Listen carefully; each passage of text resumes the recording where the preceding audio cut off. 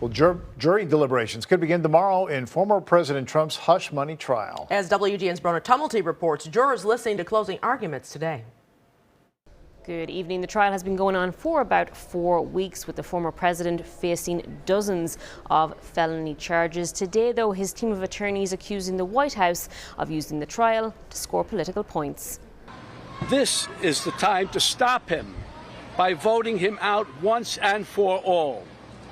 We don't want to wake up after the election saying, "What, again? My God, what the hell have we done?"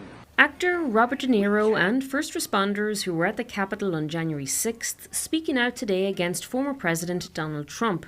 I'm just one representative of the hundreds of police officers that were assaulted that day by Donald Trump's supporters, inspired by his lies.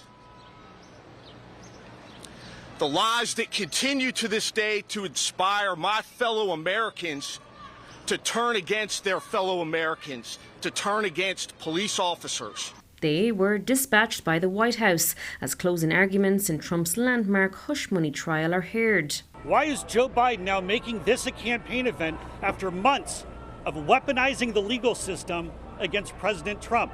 Because Joe Biden's numbers are in the tank.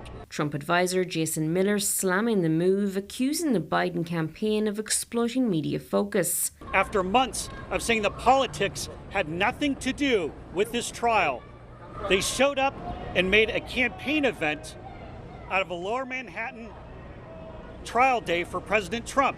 Trump faces 34 felony counts of falsifying business records, which could potentially see him do jail time if convicted. The case is largely centred on a $130,000 payment made by Trump's former lawyer, Michael Cohen, to porn star Stormy Daniels in the final days of the 2016 presidential election, an effort to prevent her from going public about an alleged decade-old tryst with Trump, a story the former president says she fabricated. His lawyers maintain the payments were legitimate and made for legal services. If there was an MVP, if there was a GOAT of liars, it is Michael Cohen.